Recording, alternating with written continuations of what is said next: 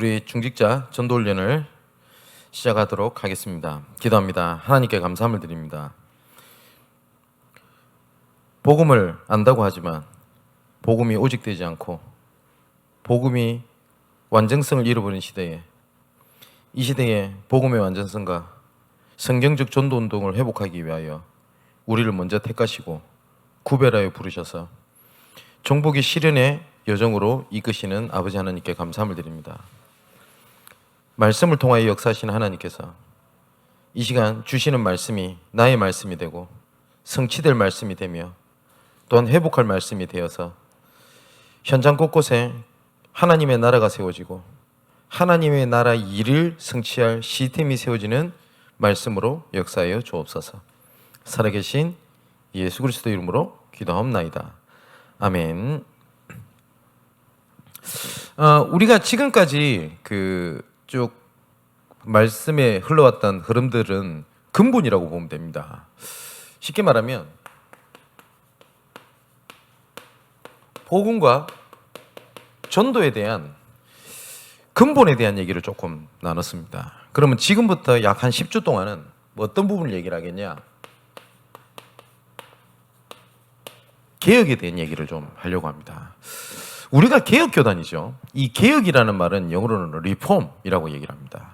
그리고 개혁교회를 리폼 처치라고 얘기를 하거든요. 이 개혁은 혁명이랑 다릅니다. 혁명은 뭘 뒤바꾸는 거지만 개혁은 회복을 하는 것을 얘기를 합니다. 우리가 서론에 조금 생각을 해야 될 것이 뭐냐면, 성경에 보면 새 아래 하늘 아래 새 것이 없다라고 얘기를 하거든요. 하나님께서 우리에게 주신 복음은 이전에도 있었고 지금도 있으며 영원히 있을 것입니다. 그런데 이 왜 복음과 전도의 개혁이라는 단어를 쓰냐? 많은 사람들이 이 복음은 변질되지 않았고 없어지지 않았는데 이 복음이 감춰져 있었고 또한 많은 부분들을 놓치고 있었던 것이 사실입니다. 자, 한번 생각을 한번 해봅시다. 성경에는 이 사탄에 대한 얘기를 하고 있거든요. 이 사단이 하나님을 떠나게 만들었습니다. 우리 인간을. 그렇게 되면서 모든 것을 장악을 해버렸습니다.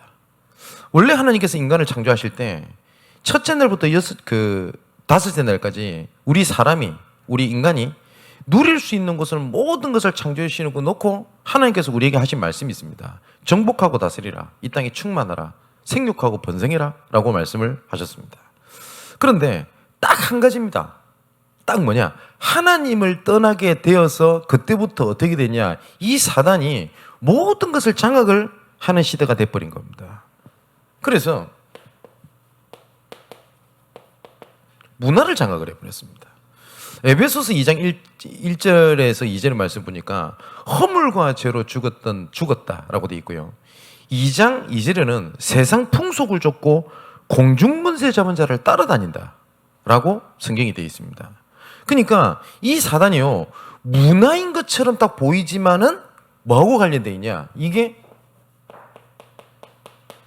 귀신하고 관련되어 있고요. 모든 학문들도 뭘 얘기를 하는 것처럼 보이지만 이 땅에 이 세상에 어떤 문제가 오는지, 왜 문제가 왔는지, 어디로 가야 될지를 말하고 있는 데는 없습니다. 그러다 보니까 계속 발전되는 것이 종교가 발전이 됩니다. 그래서 사회학에서 이르대요. 인간의 역사와 종교의 역사는 항상 같이 간다라고 얘기를 했습니다. 예, 맞습니다. 왜냐? 이게 근본이 사단과 관련되어 있습니다.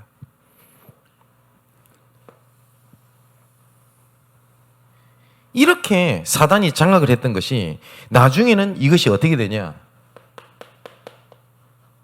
사회로 이것이 경제, 정치, 그리고 각 모든 분야의 삶과 밀접하게 관련되어 있거든요. 그죠?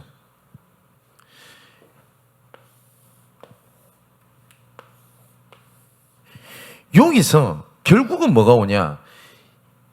겉모습을 봤을 때 종교, 문화, 경제, 이거는 사람의 삶이랑 밀접하게 그 연결이 돼 있습니다. 그죠? 어쩔 수 없습니다. 근데 희한하죠. 이것들이 시간이 가면 갈수록 지향이 멈춰지지 않는 겁니다. 그러다 보니 자살은 시급하게 지금 오고 있습니다. OECD 국가 중에서 자살 1위가 어딘지 아십니까? 대한민국입니다. 그리고 결국은 타락하게 되고요. 결국은 이런 것들이 정신적인 문제로 이렇게 오게 되거든요. 그러면 지금 많은 사람들이 이 뭐 요새 뭐죠? 가평 그 계곡 뭐 살인 사건 그것 때문에 요새 난리 아닙니까? 그 이해가 되십니까? 그 사람이 뭔가 악마도 혀를 내두를 만큼 그런 일들이 일어나게 되거든요.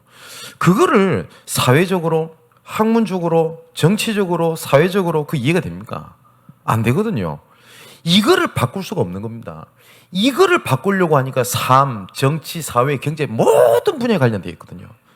어떤 사람은 그럽니다. 경제적으로 너무 어려워서 자살을 했다. 진짜 경제적으로 어려워서 자살할 거라고 봅니까? 경제적으로 어려운 사람이 엄청 많은데요. 그럼 그 사람들 다 자살했습니까? 아니거든요. 그래서 여러 가지를 얘기를 한다고 하지만 그 원인을 밝히고 있는 데가 아무 데도 없습니다. 그죠?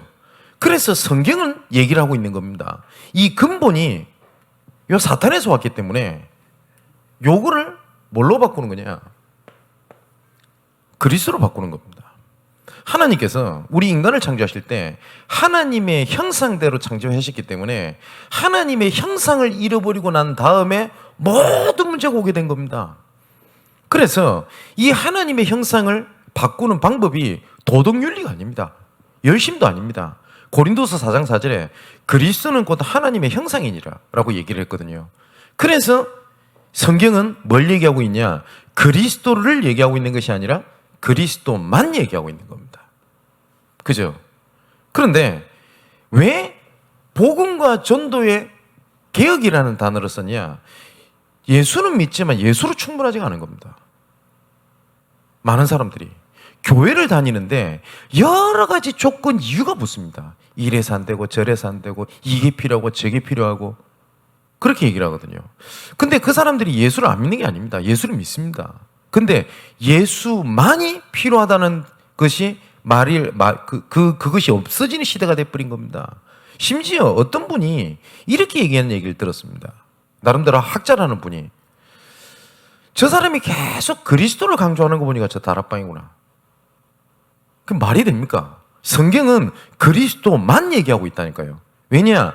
이 모든 근본 문제를 해결할 수 있는 길이 딱 하나가 있는데 아까 말씀드렸던 것처럼 이 사탄이 장악을 하고 있단 말이에요. 이게 문화로, 정치로, 경제로, 정신문제로 삶의 모든 부분에 관여가 되어 있기 때문에 이것을 바꿀 수 있는 길이 그리스도밖에 없습니다. 그래서 하나님께서 말씀하시는 것이 뭐냐면 오직 그리스도를 얘기하는 겁니다. 오직. 그리고 초대교회는 뭐냐? 전혀 기도에 힘썼다. 오로지 기도에 힘썼다. 라는 표현이 나오는 이유가 뭐냐면 그것만 했다라는 말이 아니죠. 오직이라는 말은 그것 속에서 모든 것이 보고 느끼고 그걸로 가는 겁니다. 오직 돈이 된 사람은요, 돈만 벌지 않잖아요. 모든 걸 돈으로 봅니다. 만남도 돈으로 보고 문제도 돈으로 보고 맞지요? 그걸 보고 오직이라고 얘기합니다. 우리가 오직 복음 이러니까 뭐 그러면은 뭐 직장 생활도 하지 말고 취미 생활도 하지 말고 아무것도 하지 말란 말이냐 이렇게 얘기하는 사람도 있어요. 오직 복음이란 말은 오직 안에서 모든 것이 나와지는 것을 보고 오직이라고 얘기를 합니다. 그래서 성경에서 말하는 것은 복음과 전도는 그거거든요. 그래서 그걸 회복하자. 그래서 다음 주에 되면은 말씀에 대한 개혁, 그 다음에 기도에 대한 개혁, 전도에 대한 개혁을 계속 말씀드리겠습니다만은 지금 이 말을 하면은 우리만 맞고 진 목사 니만 올바르고 다른 사람은 틀렸다. 이 말을 얘기하는 것이 절대 아닙니다. 저는 다른 사람보다 더 뛰어나다. 다른 사람보다 훨씬 더 복음적이다. 라고 생각하지는 않습니다. 근데 현장을 다니고 수많은 사람들을 만났을 때 오직 복음의 사람들을 현장에서 저는 거의 만나본 적이 없습니다. 거의 문제라고 어려움 당하는 사람들 얘기를 들어보면 전혀 복음과 상관없는 거. 아니면 불신자가 봐도 야 이거 수준 낮다 라고 하는 걸로 교회 안에 갈등, 어려움, 회피 이러고 앉아 있어요. 제가 농담으로 그런 얘기 안 했습니까? 교회 안에 복음이면 되지.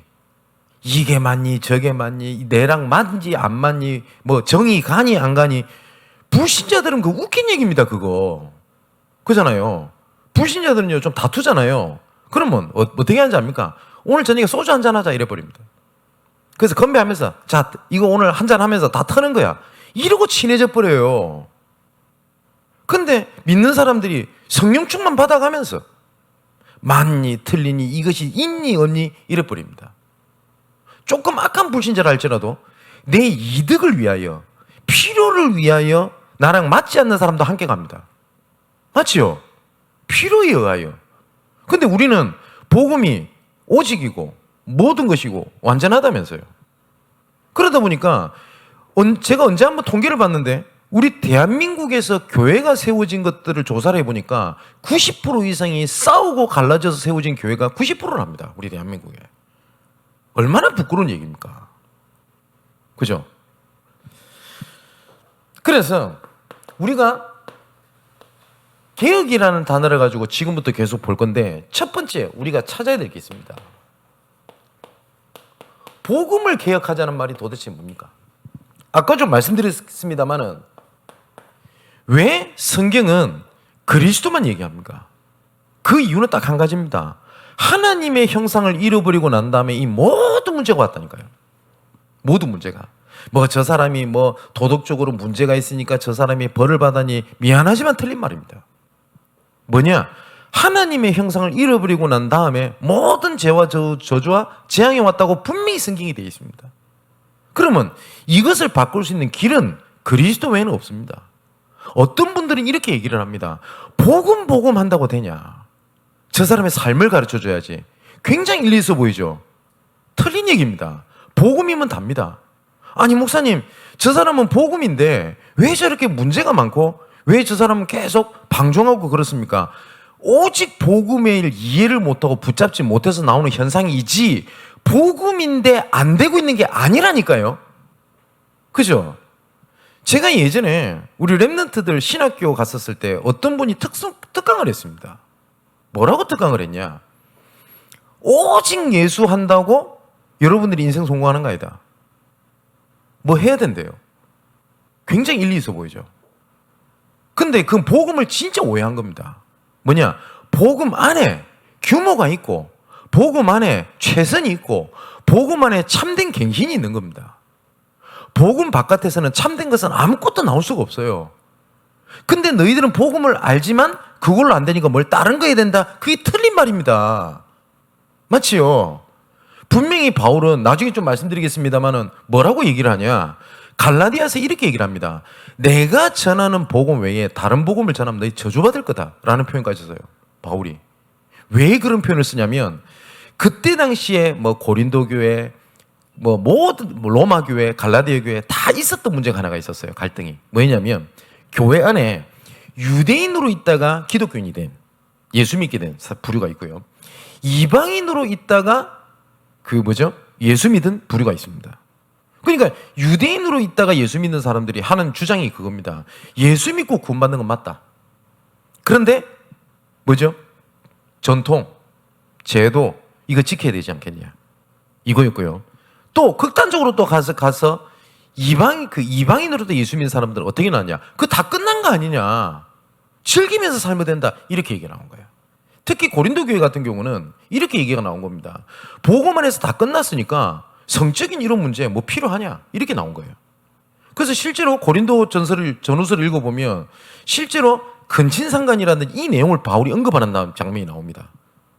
또 이 말을 들으면 또 율법주의자 이렇게 얘기한다. 봐라 바울도 얘기하지 않았냐. 예수 믿는 사람 그렇게 살면 되지 않는다고 이 말 했지 않았냐. 이렇게 딱 이해를 한단 말이에요. 그 둘 다 틀린 얘기 아닙니까? 그죠? 그러니까 수많은 사람들이 복음을 오해하고 있어요. 그러니까 복음한다 되나 이럽니다. 그럼 뭐 해야 되는 겁니까? 뭘 해야 되는 겁니까? 규모를 갖춰야 되는 겁니까? 제가 이것이 굉장히 극단적으로 얘기하는 것 같습니까? 그렇지 않거든요. 자, 아까 말씀드렸듯이 성경에서는 오직을 얘기합니다.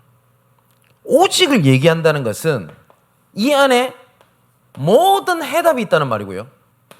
그리고 오직이라는 말은 이걸로 충분하다는 말이고 완전하다는 말이며 모든 것이라는 말입니다. 그러면 내가 복음으로 충분하다는 말은 다른 것은 있어도 되고 없어도 돼요. 복음으로 충분하다는 말은 복음 가지고 있기 때문에 문제가 있어도 되고 없어도 돼요. 맞지요? 나는 복음으로 완전하고 모든 것이기 때문에 가져도 되고 못 가져도 돼요. 맞지요? 바울이 그래서 고백하는 거 아닙니까? 내가 궁핍이 처할 줄도 알고 풍부에 대해서 처할 줄도 알고 어떠한 가운데서 내가 일체의 비결을 배우노라. 내게 능력 주신 자에서 내가 모든 것을 할 수 있느니라. 이 말은 예수 믿으면 하면 된다. 그 말을 얘기한 게 아니죠. 나는 풍부에 처해도 되고 궁핍에 처해도 되고 문제 있어도 되고 문제가 없어도 되고 상관없는 거예요, 그거랑. 그죠? 근데 많은 사람들이 이렇게 얘기하지 않습니까? 난 예수 믿는데 왜 나는 문제 해결이 안 됩니까? 나는 왜 복음인데 내가 복음 붙잡고 있는데 왜 나는 갈등이 없어지지 않습니까? 이렇게 얘기를 하거든요. 여러분 그렇지 않습니까? 그죠? 예수 믿었으니 문제가 해결될 거 아닙니까? 그래서 초대교회 제자들도 예수님께서 부활하시는 그 순간까지 하는 얘기가 있습니다. 뭐라고 얘기를 하죠? 예루살렘 회복할 때가 언제입니까? 예수님께서 모든 말씀을 다 말씀하시고 심지어 40일 동안 하나님의 나라 일에 대한 말씀을 하셨다고요. 그게 하나님의 나라에 대한 말씀을 하시지 않고 하나님의 나라 일에 대한 말씀하셨다는 말은 분명히 말씀하셨을 겁니다. 로마는 멸망망이 될 것이다. 정말로 예수님 말씀대로 주 70년 뒤에 예루살렘이 함락을 당하게 됩니다. 근데 걱정하지 마라. 분명히 너희를 통해서 세계복음할 계획이 있다. 그리고 이 안에 모든 것을 다 준비해놨다. 그래서 성령 충만 받아라. 그래서 예수님께서 승천의 직전까지 하신 말씀입니다. 아무것도 염려하지 말고 그리고 예루살렘 떠나지 말고 내가 약속하신 그거 기다리라. 유일성이 올 때까지 기다리라 라고 말씀하셨거든요. 그런데 제자가 묻습니다.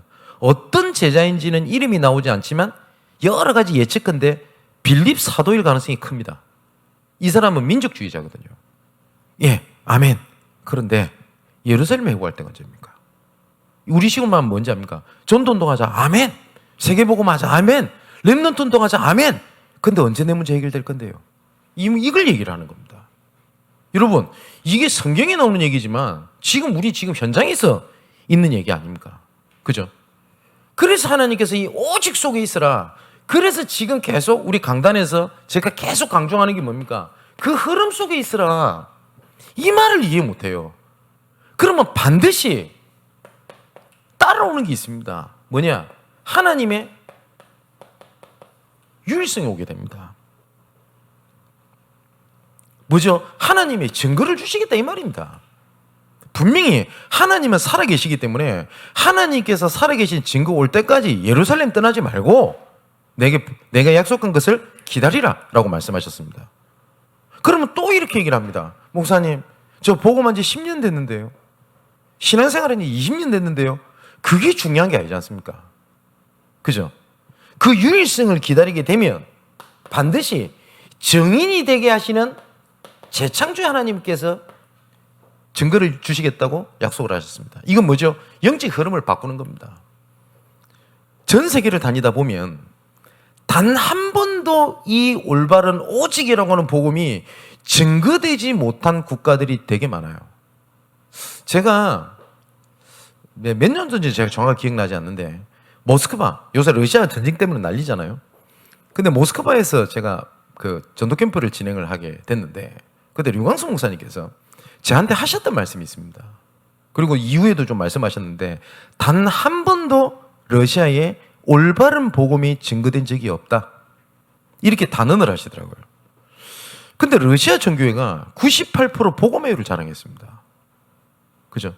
근데 그 말을 제가 솔직히 이해를 잘 못했던 것 같아요. 러시아에 들어가서 여러 가지 상황을 보면서 뭘 느꼈냐? 아, 러시아에는 올바르게 복음 전개된 적이 없어요. 정말로. 우선은 러시아는 렘넌트에 대한 이해가 없습니다. 주일학교가 한 번도 있어 본 적이 없습니다. 후대 살리게 한 번도 안 했습니다. 그죠? 유럽도 올바른 복음이 올바르게 증거된 적이 없다라고 말씀하셨거든요. 저는 그 말씀 진짜 맞다고 생각합니다. 왜냐하면 유럽은 교회가 다 무너져 버렸습니다. 어느 정도까지 무너졌냐? 교회가 전부 다 술집으로 다 바뀌어버렸어요. 근데 희한한 게 뭔지 아세요? 그 현장을 보면서 가슴을 치는 하나님의 사람들이 없어요. 스페인을 갔는데 유럽에 가면요, 우리 대한민국에 보면 큰 교회들 많지 않습니까? 그 큰 교회 건물 아무것도 아닙니다. 어마어마하게 큽니다. 근데 저녁이 돼도 교회 불이 켜져 있어요. 그래서 가봤어요. 근데 뭐냐? 술집입니다. 그리고 옛날 교회일수록 강대상이 높습니다. 권위의식이 좀 있었기 때문에. 그 위에서 스테이지를 해가지고 DJ가 춤을 추고 앉아 있습니다. 근데 유럽에 교회가 없냐? 있습니다. 근데 그거에 대해서 심각성을 가지고 있는 교회를 제가 못 봤어요. 어떤 생각이 드십니까? 그죠? 어떤 교회를 갔더니 그 강대상 위에서 스트립쇼를 하는 걸 제가 봤어요. 여러분, 한국에만 한 해에 700개의 교회가 문을 닫습니다.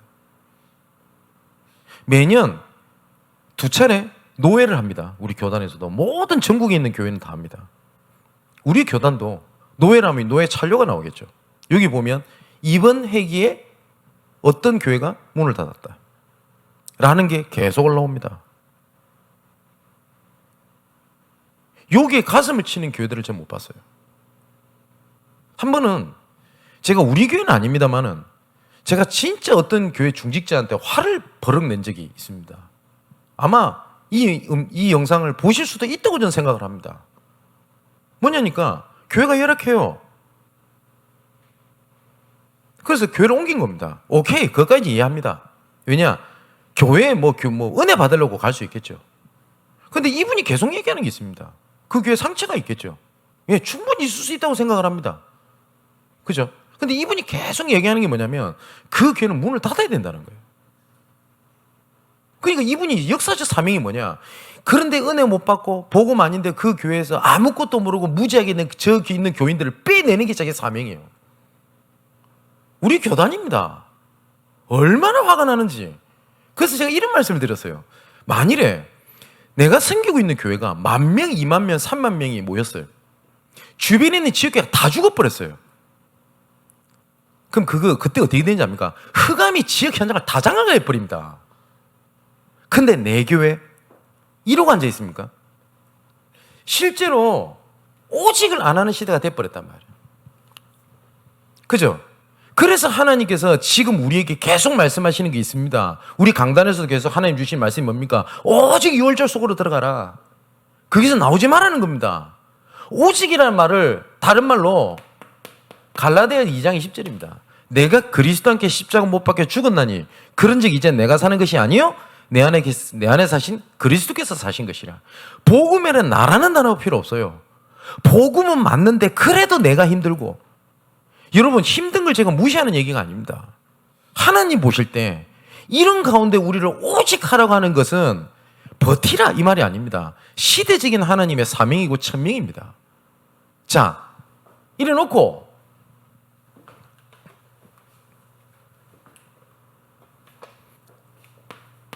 두 번째입니다. 이 복음을 향한 삶을 개혁하는 겁니다. 이거는 예수 믿는 사람이 경건하게 살자. 예수 믿는 사람들이 똑바로 살아야 된다. 예수 믿는 사람들이 불신자보다 행위가 뭡니까? 선해야 된다. 라는 것을 얘기하는 것이 아닙니다. 이것은 뭘 얘기를 하는 거냐? 우선순위를 얘기를 합니다. 우리 예수 믿는 사람한테 우선순위가 뭘까요? 우선순위가. 여러분 뭐라고 생각을 하십니까? 하나님께서 나를 구별하셨는데, 그러면 여기는 답은 굉장히 가까운 데 나오거든요. 그죠? 근데 이 사단은 이것을 계속 타협을 시키는 겁니다. 자, 이번 주 말씀에서 우리가 확인을 했죠. 이 바로가 뭐라고 얘기를 합니까? 애굽에서 드려라, 희생제사. 우린 그럴 수 없습니다. 아, 그래? 그러면 멀리 가지 마. 그래서 밖에 나가서 희생제사 드시고 다시 돌아와. 얼마나 맞습니까? 그죠? 코로나로 인하여 잃어버린 예배 흐름을 진짜 속히 회복하는 여러분 되시기를 주님의 이름으로 축원을 드립니다. 그래서 코로나 무시하고 우리가 모였어야 된다, 그 말씀을 드리는 게 아닙니다. 비대면이랄지라도 대면화의 축복을 찾아야 되고요. 그죠? 대면화지만 흩어져서 비대면화의 축복을 받아야 될 게 교회의 축복입니다. 맞잖아요. 그러면 우선순위에 대한 성경을 몇 가지를 보겠습니다. 사도행전 1장 14절에 마가다라방에서 120명의 사람들이 모였습니다. 무슨 말이죠? 생명 걸은 겁니다. 이때는 예수 믿는 사람 여기 모이면 큰일 납니다. 그죠? 그런데 참 신기하죠? 사도행전 2장 9절에서 11절에 보니까 15개국의 그 흩어져 있던 유대인들이 모여지게 됐습니다. 근데 이 유대인들이 로마에서 그 뭐죠? 마가다라방에 가면 큰일 난다는 걸 몰랐을까요? 알았습니다. 그러면 15국에 흩어져 있는 다른 나라에 있었던 이런 유대인들조차도 생명을 걸었다는 얘기죠. 이런 가운데 더 웃긴 얘기가 있습니다. 사도행전 6장 1절에서 7절에 보니까 이런 상황에서 중직자 임직을 받았다? 이거는 목을 가장 먼저 앞서서 내놓은 거 아닙니까? 그때 상황에. 그죠?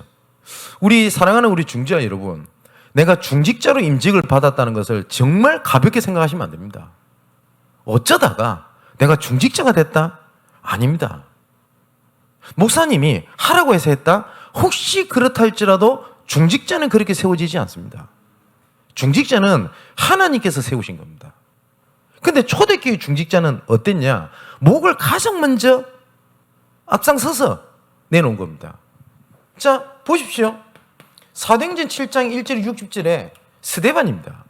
이 스데반은 죽는 그 순간까지 당당하게 뭘 얘기하죠? 그리스도를 얘기했어요. 더 재밌는 게 있습니다. 사도행전 11장 18절의 말씀 보니까 여기 보니까 스데반의 일로 인하여 흩어진 자들이 이리 되어 있습니다. 웃기죠? 뭐냐면 교회에 모였다가 환난과 핍박과 어려움으로 흩어지고 굉장히 세상 말로 개고생을 했어요. 근데 이 자들이 안디옥에서 또 교회를 세웁니다. 이해가 되세요? 야, 환난으로 인해서 흩어졌으면 몸을 살해야지. 맞죠? 숨어야지. 좀 진정해야지. 이 사람들은 교회를 또 세웁니다. 그래 놓고 예루살렘 교회가 하지 못했던 것까지 합니다. 그게 뭐죠? 선교였습니다. 왜냐? 예루살렘 교회는 유대인들 외에는 보지 못했기 때문에 선교라는 개념이 없었어요. 그죠? 이 일을 누가 했냐? 중직자들이 한 겁니다. 그러면 처음부터 중직자가 모였고 교회를 세우는 데까지 중직자를 하나님께서 사용을 하신 겁니다. 자, 그러면 우리의 삶을 계획하자고 했을 때 가장 중요한 우선순위가 뭡니까? 내 자녀들에게 그리고 그 후대들에게 뭘 보여주겠습니까? 제가 누구를 띄우려고 하는 얘기는 아닙니다. 어린이 사역을 담당하고 있던 우리 교회 사역자분이 굉장히 집에서 어려움을 당했어요. 남편은 불신자시니까. 그런데 이분이 진짜 여러 가지 어려운 가운데서 남편은 불신자 남편한테 이렇게 고백을 했다고 합니다. 뭐라고 얘기를 하냐? 나는 어떤 일이 있어도 예배 빠지지 않겠다. 그 남편이 이렇게 얘기한 겁니다. 가족 일이 있는데 결혼식 어떻게 하겠냐? 그래도 나는 예배를 빠지지 않겠다. 왜냐? 나는 교회 선생님이다. 내 학생에게 여러 가지 일이 있으면 빠져도 되고 뭐가 있으면 빠져도 되고 내가 그거를 내 학생들에게 그걸 가르쳐 주시고 싶지 않다. 라고 고백을 했대요. 그랬더니 그 남편분이 듣고 이렇게 얘기를 하더랍니다. 당장은 아니지만 언젠가는 내가 당신 때문에 내가 예수 믿게 될 것 같다고 라고 고백을 했대요. 제가 그 얘기를 듣고 난 다음에 진짜 마음으로 많이 울었어요. 여러분, 우리 후대들에게 진짜 보여줄 게 뭐라고 생각하십니까?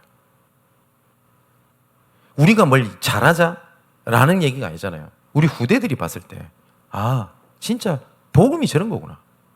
복음의 가치가 저런 거구나. 그게 돼야 되잖아요. 그죠? 어떤 랩런트가 애가 타면서 저한테 했던 얘기가 제 마음을 되게 아프게 했던 게 있었어요. 우리 교회는 아닙니다. 그 랩런트가 이 얘기를, 제가 복음을 전했더니 이 얘기를 해요. 목사님, 저는 제 어머니를 봤었을 때 예수 믿을 이유가 저는 없다고 생각합니다. 어머니 중직자입니다. 그래서 무슨 얘기냐? 라고 얘기를 했더니 우리 어머니를 뵀었을 때 하나님이 살아계시다라는 것을 자기는 못 느끼겠대요. 그리고 여러 가지 문제가 생길 때보다 문제 아닌 거에 더 예민하게 반응하는 걸 보고 저렇다면 내가 예수 믿어 없다는 생각이 들었습니다. 그 목사님 죄송하지만 오늘 이 얘기는 제가 안 들은 걸로 하겠습니다. 제가 들었던 얘기입니다. 여러분 어떤 생각이 드십니까? 이거는 잘해줘라 라는 게 아니죠. 우선순위 아닙니까? 진짜 복음과 전도를 기억하는 여러분이 되시기를 주님의 이름으로 축원을 드립니다. 자, 세 번째입니다. 우리는 진짜 전도를 기억해야 되겠는데 이것은 전도를 많이 하자라는 게 아닙니다. 하나님께서 우리를 향한 구원을 성취하셨고 우리를 통한 구원을 성취하고 계십니다. 우리가 무엇을 하든지 이 속에 있는 겁니다. 맞죠? 목사님, 전도운동도 중요한데 나부터 살아야 되겠습니다. 예, 맞습니다. 그런데 나부터 살아야 되겠다는 이유가 내가 정말 전도운동 때문에 내가 살아야 되겠습니다 라고 하면 맞아요. 그런데 내가 너무 힘들어요. 그래서 내가 먼저 살아야 되겠습니다. 틀렸습니다. 우리 랩런트들이 진짜 성공하기를 저는 주님의 이름으로 축원을 드립니다. 그런데 내가 남들에게 무시당하기 싫어서 내가 이 시대에 이래 가서 돈을 많이 벌어서 그러면 틀렸어요. 그런데 내가 진짜 그리스도의 영광을 위하여 내가 정말 이 부분을 최선 다하겠습니다. 저는 축복하면서 기도하겠습니다. 제가 몇 번 이 얘기 말씀을 드린 적이 있는데 저는 기도할 때마다 우리 랩런트들이 우리 후대들이 현장 곳곳에 흩어져서 이제 파송되는 그때가 올 겁니다. 그죠? 그럼 분명히 하나님께서 약속하신 대로 오직 하고 있을 때 유일성이 증거를 주실 겁니다. 그 증거로 증인 삼으실 것인데 그때 많은 사람이 물을 겁니다. 어떻게 그 자리까지 어떻게 이런 일들을 하게 됐냐 라고 했었을 때 모든 것을 얘기하지 말고 우리 렘넌트들이 나는 아무것도 한 게 없고 그리스도께서 나를 통하여 일을 진행하셨습니다 라고 증거하는 그날 그때 그곳을 저는 머릿속에 지금 그리고 있습니다. 그때를 생각하면 진짜 울컥해요. 우리 사랑하는 우리 렘넌트 여러분, 우리 중지자 여러분, 전도 계획이라는 게 뭐냐? 예수님께서 마태복음 28장 18절 20절에 마지막으로 우리에게 하셨던 지상 명령입니다. 그죠? 하늘과 땅의 모든 것을 내게 주셨으니 그러므로 너희는 모든 족속으로 가서 제자를 삼아 아버지와 아들과 성령의 이름으로 세례를 주고 내게 분반 모든 것을 가르쳐 지키게 하라. 이 일 때문에 하나님께서 뭐라고 말씀하셨냐? 볼지어다. 볼지어다는 것은 강조하는 얘기입니다. 우리 시죠 말은 뭐야? 두고 봐. 이 말이에요. 두고 봐라. 세상 끝날까지 내가 너희와 항상 함께 있겠다. 마가복음 16장 15절 18절에도 만민에게, 그죠?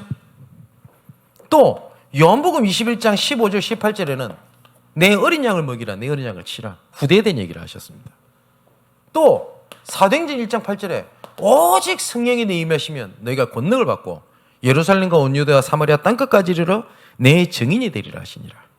우리가 전도 개혁이라고 했었을 때 우리는 전도를 하자는 게 아닙니다. 전도 운동을 하자는 겁니다. 이거는 제가 소론에 드렸던 얘기 맞습니다. 마약쟁이가 24시간 마약을 하고 있지 않습니다. 그죠?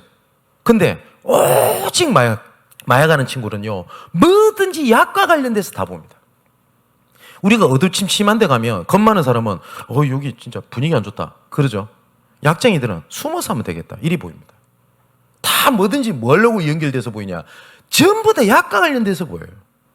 여러분, 상처에 사로잡혀가지고 정신적인 문제 온 사람 못 봤습니까? 전혀 상관없는 건데 희한하게 그 상처와 관련돼서 모든 것을 보고 느끼고 생각하고 마음에 담습니다. 맞지요? 그걸 보고 오직이라고 얘기를 합니다.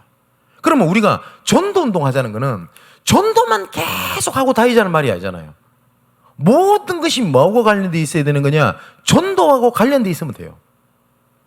얼마 전에 어떤 청년이 저한테 전화를 해서 약간 걱정되는 마음으로 전화를 했습니다. 어떤 분이 이런 말씀을 하셨대요. 매일 내 삶 속에 생명운동이 일어나지 않는다는 것은 내가 12가지 불신자 상태에 아직까지 머물러 있다라고 하는 증거기도 하다. 이렇게 얘기를 했대요. 그러니까 이 친구가 자기한테는 그렇지가 않거든요.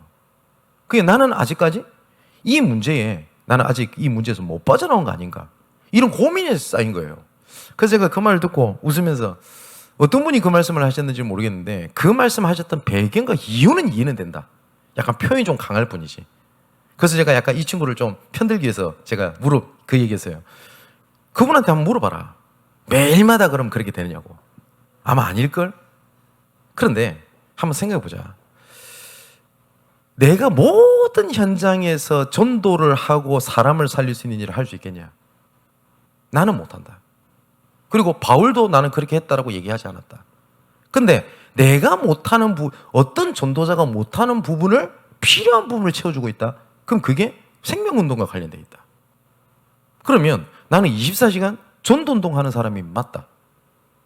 그리고 네가 이 질문을 했었을 때 여기서 굉장히 많은 답을 찾고 방향을 찾았다면 나는 오늘도 생명운동 속에 있는 것이 맞다고 생각한다. 왜냐? 너가 전도자가 맞기 때문에. 여러분 그렇지 않습니까? 우리는 전도를 많이 하자는 게 아니잖아요. 쉽게 말하면 그겁니다. 저는 개인적으로 그 커피숍에 앉아가지고 30분 이상 이유 없이 앉아서 수다 떨고 있는 걸 이해를 못하는 사람입니다. 저는. 왜냐면 안 돼요 그게. 근데 그게 가능한 사람이 있거든요. 또 그게 필요한 사람이 있습니다. 나는 그걸 할 수 있어. 뭐 때문에? 전도 때문에. 하면 돼요. 교회에 굉장히 열악한 사람이 있습니다. 이 사람을 위로해 줘야 됩니다. 맞지요? 근데 위로가 복음은 아니거든요. 그렇다고 위로가 필요 없다? 그 말이 아니잖아요. 근데 내가 이 사람을 품을 수 있는 게 있다. 이걸 교회 살리기 위해서 저 사람을 얻기 위하여 생명운동 때문에. 그럼 그게 전도와 관련되어 있습니다. 맞죠? 그럼 우리는 전도 계획이라고 했었을 때 제가 이거는 중직자 전도 훈련 때 1강 때 제가 드렸던 얘기입니다. 내 삶과 전도가 끊어져 있단 말이에요. 이렇게. 이거는 전도를 계속하는 말이 하잖아요. 모든 것이 전도와 관련되어 있게 움직이는 걸 보고 전도운동이라고 얘기를 합니다. 근데 수많은 믿는 사람들이 이것에 여유를 가지지 못할 만큼 이미 예수님께서 모든 문제 끝내셨다는 것에 갈등, 문제, 좌절, 넘어짐에 있는 시대가 됐어요. 이거를 리폼, 개혁하자는 겁니다. 그래서 바울이 얘기했던 것처럼 뭐라고 얘기를 하냐. 아까 말씀드렸죠. 갈라디아서 1장 6절에 10절에 말씀 보니까 내가 전하는 이 복음 외에는 내가 다른 것을 전하면 너희들 저주받을 거다. 라고 얘기를 하면서 바울이 이 얘기를 합니다. 이제 내가 사람들에게 좋게 하랴, 하나님께 좋게 하랴, 사람들에게 기쁨을 구하랴, 내가 지금까지 사람들의 기쁨을 구하였다면 그리스도의 종이 아니니라. 라고 얘기를 했거든요. 어쩔 때 저도 이런 갈등이 올 때가 있습니다. 이렇게 하면 우리 성도들이 좋아할 거야. 이러면 사람들이 더 모이기 편할 거야. 라는 부분들이 있거든요. 저는 우리 성도들이 예를 들어서 야외를 가자. 저는 얼마든지 오케이입니다.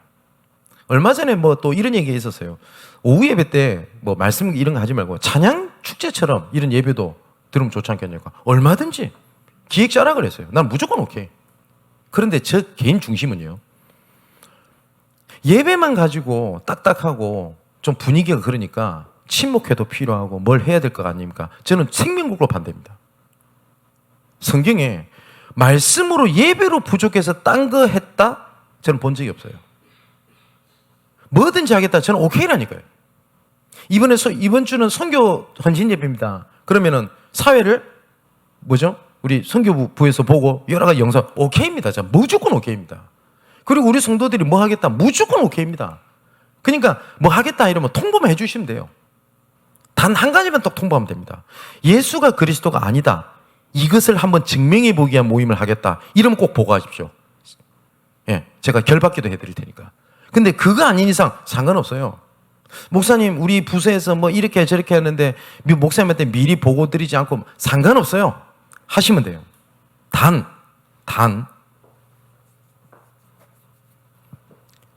말씀이 부족하고 복음이 부족해서 뭘 해야 되겠다라는 생각이 있다. 절대 하지 마십시오. 그러니까 하나님께서 원하시는 게 아닙니다. 자,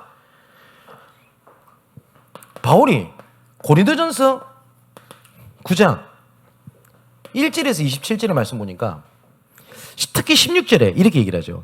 내가 복음을 전할지라도 자랑할 것이 없으면 내가 부득불 할 일임이라. 만일 복음을 전하지 아니하면 내게 화가 있을 것이로다 라고 얘기했어요. 근데 이 말씀을 읽고 전도 안 하면 저주받는다 이 말을 얘기하는 게 아니죠. 이게 바울의 중심이었어요. 모든 것이 뭐 때문에 있다고요? 살리는 일이 있었어요. 이 고린도전서 9장 내용 이 말입니다. 나는 눌린 자가 아니지만 눌린 자처럼 행하는 이유는 내가 저 사람을 얻기 위하며, 나는 방종하지 않지만 저 방종하는 사람들과 함께하는 이유는 내가 저 사람을 얻기 위함이라. 내가 복음 안에서 모든 것을 행하면 내가 복음에 참여하기 위함이라. 이 얘기를 하면서 했던 얘기입니다. 뭐냐? 내가 부득불 복음 전하는 이유는 이것 때문에 있는 거야. 심지어 바울이 자기 중심을 얘기한 겁니다. 내가 이 복음을 전하지 않으면 화가 있을 것이다.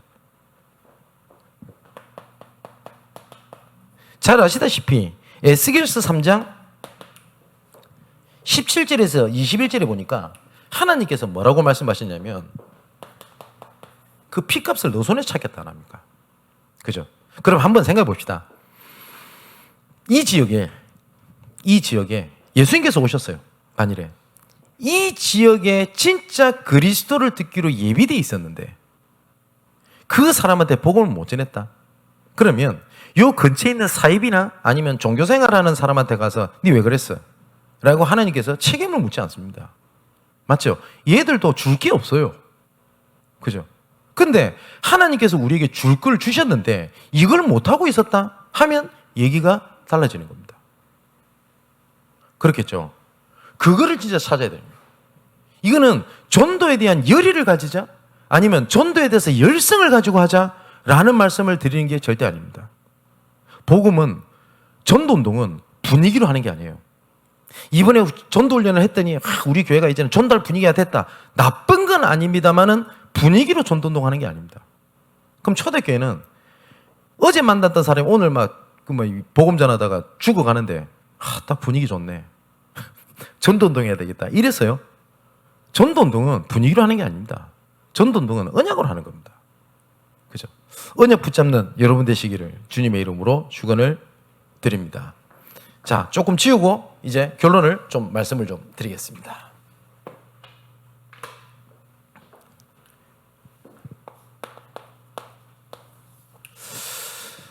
개혁이라는 단어는 잃어버린 것을 되찾는다라는 말입니다. 그죠? 영어로는 리폼이라고 얘기를 하죠. 그럼 잃어버린 딱 세 가지가 있을 겁니다. 잃어버린 나. 잃어버린 나라는 건 뭐냐면 내가 누구며 내가 무엇을 위해서 살아야 되고 내가 무엇을 위해서 살아가야 될지를 거의 대부분 모르고 있어요. 돈 열심히 법니다. 내가 무엇 때문에 내가 돈을 벌어야 될지를 몰라요. 그래서 나중엔 타락, 좌절 이런 것 쪽으로 간단 말이에요. 그리고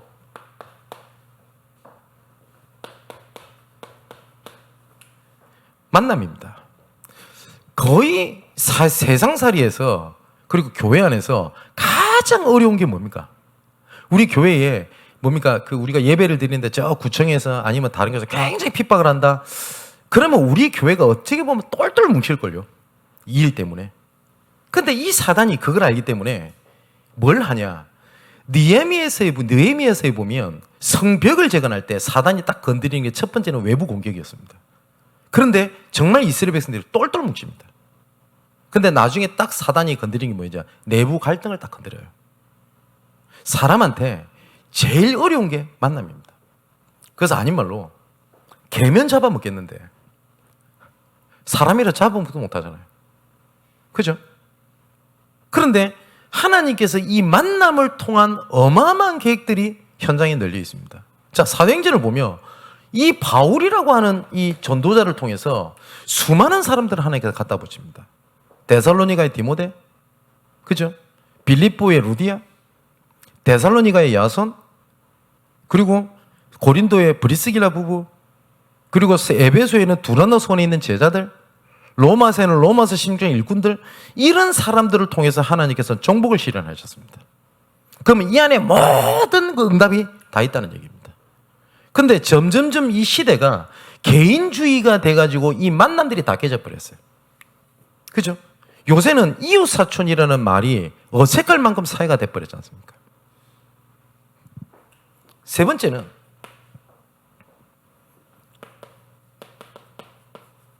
잃어버린 현장입니다. 이번 주일날 조금 말씀드리겠습니다만은 모든 것은 하나님의 절대주권입니다. 그러면 내가 그 지역에 살고 내가 그 업을 하고 이 모든 것들은 이 현장에 하나님의 계획이 있습니다. 이 세 가지를 찾아야 되겠거든요. 이거는 계속 말씀드리겠습니다만은 잃어버린 나를 찾는 답이 미션입니다. 이게 지금까지 중직자 훈련에서 근본에 대한 내용이었습니다. 그 이 만남은 여기에 뭐가 있냐면 하나님의 모든 감추인 숨은 응답들이 여기 다 있거든요. 그래서 조금 기준이 뭐냐면 살리는 것 속에 있는 겁니다. 이거는 살리는 것이라고 하니까 무조건 잘해줘라 이 말이 아닙니다. 살려야 되기 때문에 어쩔 땐 기다려주는 겁니다. 살려야 되기 때문에 어쩔 땐 땡기는 겁니다. 어쩔 때는 살려야 되기 때문에 어쩔 땐 강하게 얘기할 때도 있습니다. 기준은 살리는 겁니다. 그래서 제가 말씀드렸죠.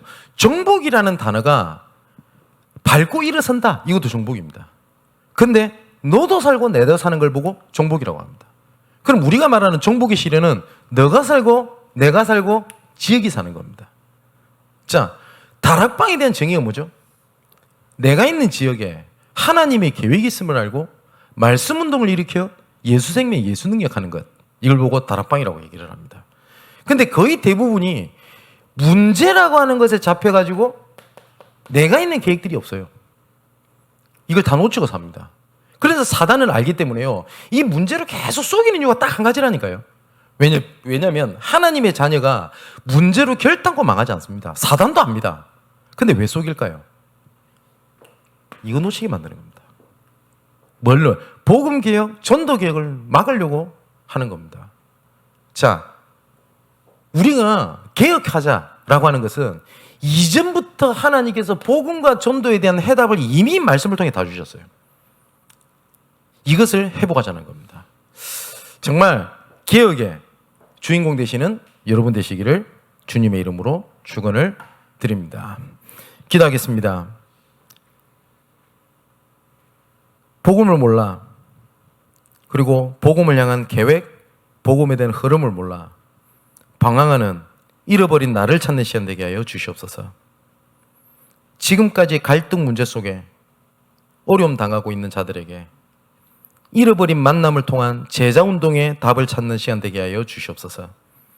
모든 것은 하나님의 절대주권 속에 절대의 계획을 가지고 이루어진 하나님의 역사임을 믿습니다. 내가 살고 있는 지역, 내가 하고 있는 일, 내 처한 상황, 현실이 전부 다 하나님의 계획인데 이 계획이 모든 것이 전도운동과 연결되는 것을 보는 눈을 열어 주옵소서. 복음은 알지만, 복음을 믿는다고 하지만 오직이 되지 않고 있는 시대에 오직 복음의 증인으로 서게 하여 주옵소서. 반드시 하나님께서 유일성의 증거를 주시는 그 순간까지 하나님의 말씀이 선포되는 자리와 흐름 속에 있게 하시고 하나님이 주시는 유일성을 가지고 모든 만민 앞에, 특히 우리 후대 앞에 증인으로 재창조 응답을 누리게 하여 주옵소서.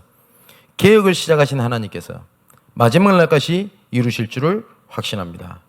오늘 말씀이 현장에서 성취되고 또한 복음이 깊이 붙잡아지는 은혜로 역사하여 주옵소서. 살아계신 예수 그리스도 이름으로 기도하옵나이다. 아멘.